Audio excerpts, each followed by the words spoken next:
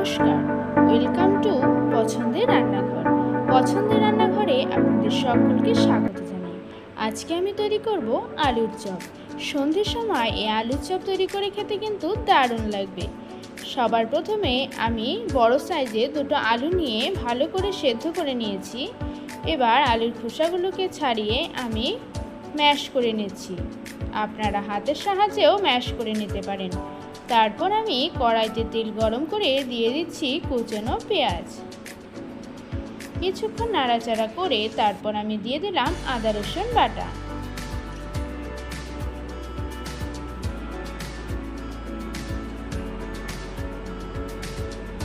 আমি কিন্তু বেশ কিছুক্ষণ নাড়াচাড়া করে রান্না করে নিয়েছি। তারপর আমি দিয়ে দেব আগে থেকে ম্যাশ করে রাখা সেই আলু সেদ্ধ।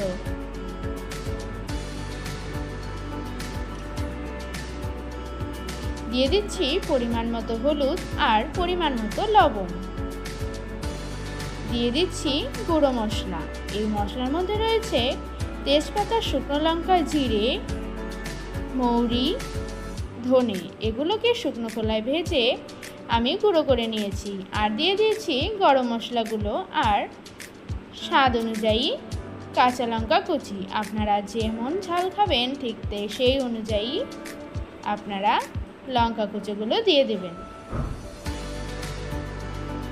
আমি নাড়াচাড়া করে এবার একটি পাত্রে নামিয়ে ছড়িয়ে দিচ্ছি যাতে আলুটা খুব ভালোভাবে ঠান্ডা হয়ে যায়।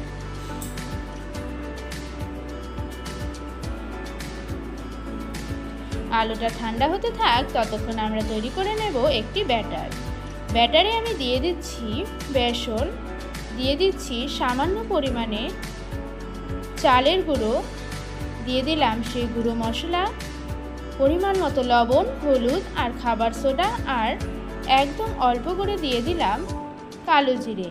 এবার হাত দিয়ে ভালো করে জল অল্প অল্প করে দিয়ে খুব ভালো করে ব্যাটারটাকে তৈরি করে নিতে হবে।